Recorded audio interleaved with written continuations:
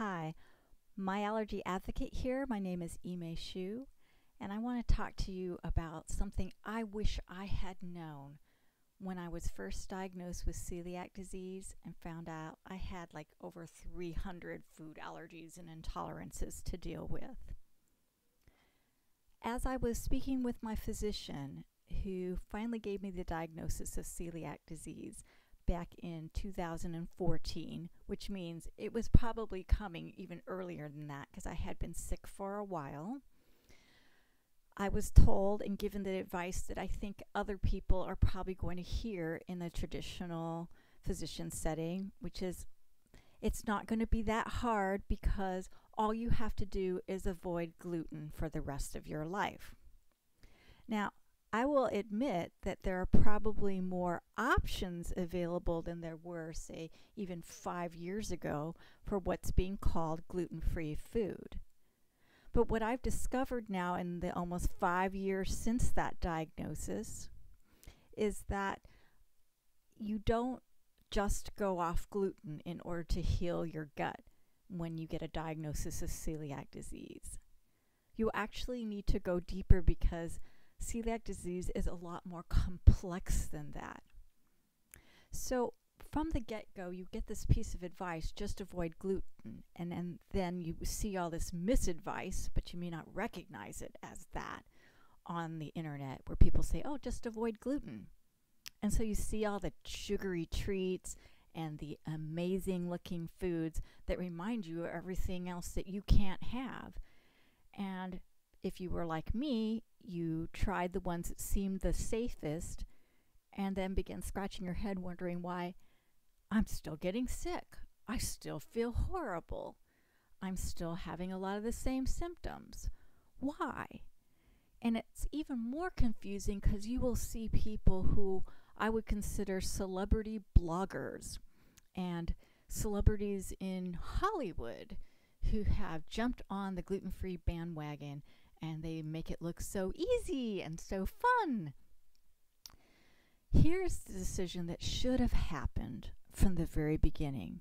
Not the ones with the celebrities, not the ones with the food bloggers, not the ones that everybody else is talking about.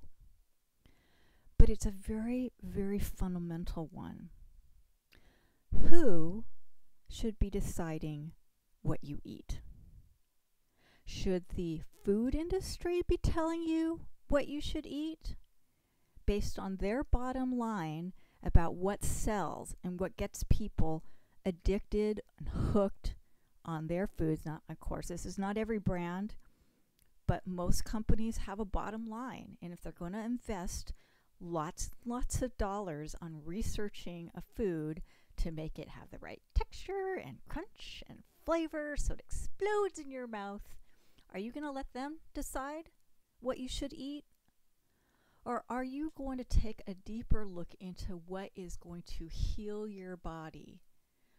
If you go this other route, which isn't necessarily the popular one, because it's a lot lower sugar, it probably has a heck of a lot lower amounts of nutrient-poor flours that are gluten-free for sure, but shouldn't be a main part of your diet. And the sugars that probably disturb your gut more than help it heal. They're not, again, nutrient dense, they're nutrient poor.